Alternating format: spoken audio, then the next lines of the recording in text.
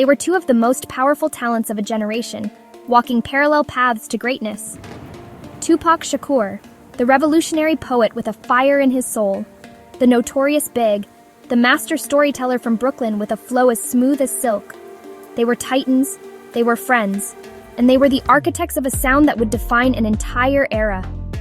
But that shared path led them to the exact same tragic fate. To really understand how it all went so wrong, how a brotherhood built on respect could curdle into a war that claimed both their lives, we have to go back to the beginning.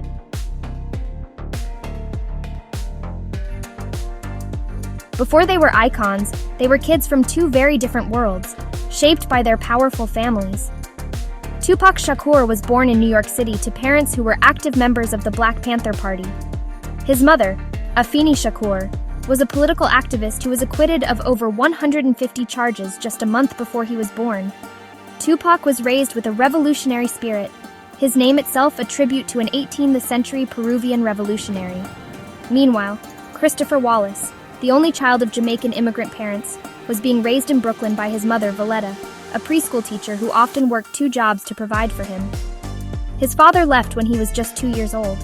Growing up on the streets of Clinton Hill, he was a gifted student who excelled in English, but the allure of street life pulled him in another direction. By the early 90s, these two paths began to converge. Tupac was already a star. His debut album, 2Pac Now, was a raw political gut punch that tackled police brutality and racism with an intensity the world couldn't ignore. At the same time, over in Brooklyn, Christopher Wallace, now going by Biggie Smalls, was perfecting his craft. He told vivid stories of street life with a laid-back confidence that was undeniable.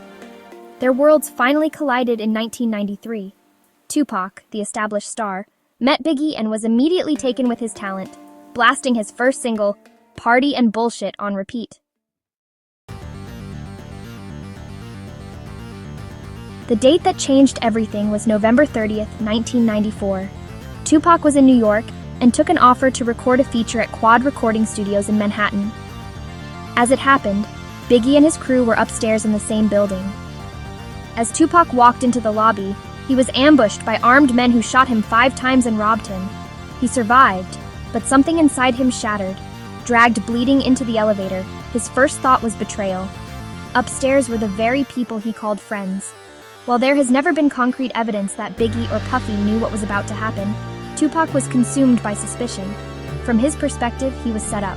Loyalty meant everything to Tupac, and in that moment, he felt it was gone forever.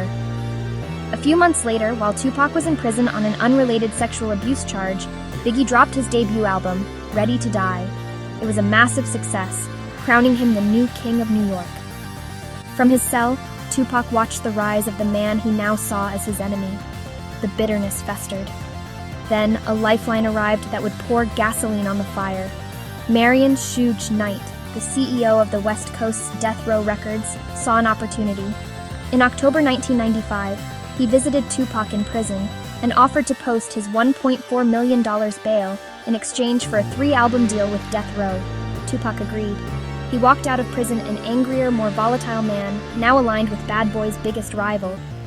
The battle lines were no longer personal, they were geographical. It was officially Death Row versus Bad Boy, East Coast versus West Coast. This rivalry didn't just stay on wax. It spilled over into interviews, award shows, and onto the streets. The whole industry became a battleground, and the stakes were getting higher every single day. If you want to see more deep dives into the stories that shaped music, make sure to subscribe and hit that notification bell so you don't miss what's next. Backed by the full force of Death Row, Tupac unleashed his fury.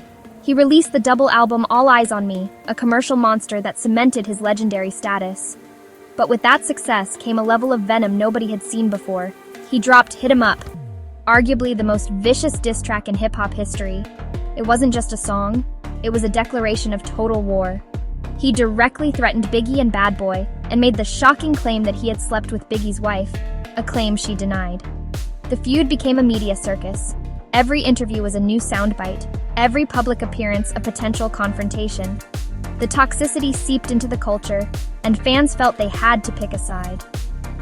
Biggie often seemed confused by the sheer intensity of Tupac's hatred. I'm still thinking this nigga's my man. I can't believe he would think that I would shit on him like that. On September 7, 1996, the war reached its point of no return. After a Mike Tyson fight in Las Vegas, Tupac and Suge Knight were involved in an altercation in the MGM Grand Lobby with a gang member named Orlando Anderson. Hours later, their car was stopped at a red light when a white Cadillac pulled alongside them. A storm of bullets ripped through the car, hitting Tupac 4 times. 6 days later, on September 13, 1996, Tupac Shakur died. He was only 25 years old. The hip-hop world was in shock. In the aftermath, Biggie called for peace, reportedly devastated by Tupac's death. But the cycle of violence wasn't over. Almost 6 months to the day later, on March 9, 1997, Biggie was in Los Angeles promoting his upcoming album, Life After Death. In the span of just 6 months, the two brightest stars in hip-hop were gone. Their murders became one of the most haunting, unsolved mysteries in modern culture. While an arrest was finally made in Tupac's case in 2023, charging Dwayne "Keffi D. Davis with orchestrating the murder, Biggie's case remains officially unsolved. The tragic deaths of Tupac and Biggie were a devastating wake-up call. The East Coast-West Coast War, which had seemed like entertainment to some, had ended in the most final way possible. In the days that followed, there were desperate calls for peace and unity, a recognition that it had all gone too far.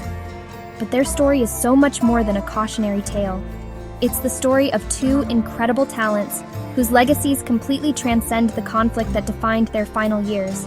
Tupac's legacy is that of a revolutionary whose music gave a voice to the struggle and inspired generations of artists and activists.